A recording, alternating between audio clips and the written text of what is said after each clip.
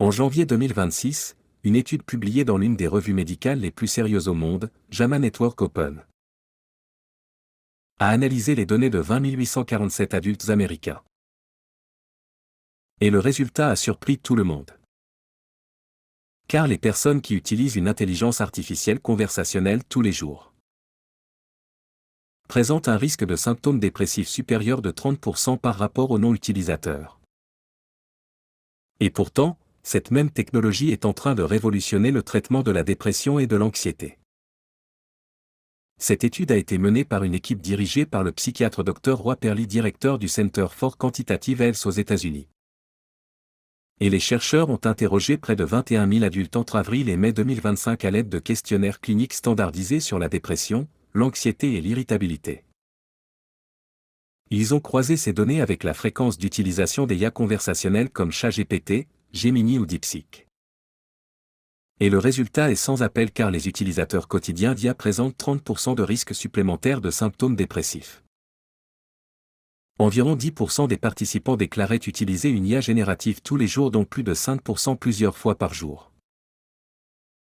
Et en France, le constat est similaire car selon le baromètre du centre INFFO publié en avril 2025, 53% des actifs français utilisent déjà l'IA dans leur travail.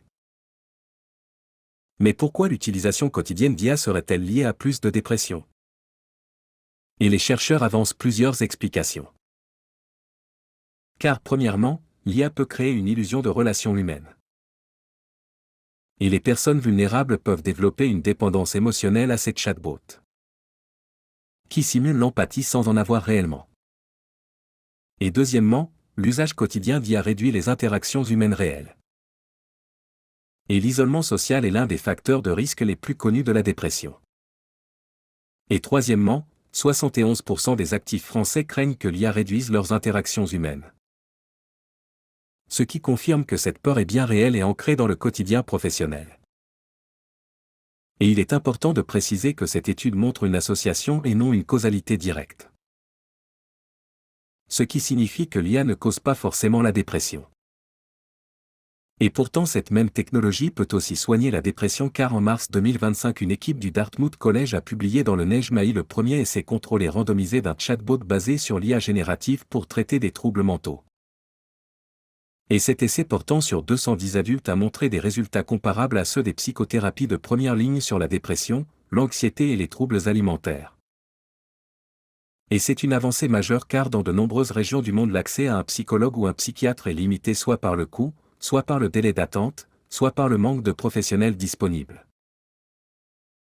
Et la France n'est pas en reste car une start-up française appelée Calliope a développé un outil basé sur l'intelligence artificielle et l'analyse vocale pour aider les psychiatres à détecter les risques de rechute chez leurs patients atteints de schizophrénie, de dépression ou d'Alzheimer. Et la plateforme utilise un modèle d'IA génératif capable d'évaluer des symptômes spécifiques en analysant simplement la voix du patient. L'IA et la santé mentale, c'est donc une histoire à double face, d'un côté une technologie qui peut aggraver l'isolement et la dépression quand on en abuse. Et de l'autre une technologie qui peut démocratiser l'accès aux soins psychologiques pour des millions de personnes qui n'ont pas accès à un professionnel.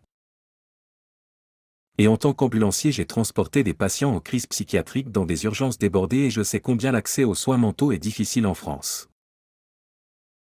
Et si l'IA peut offrir un premier soutien à ces patients en attendant une prise en charge professionnelle, alors c'est une avancée humaine majeure.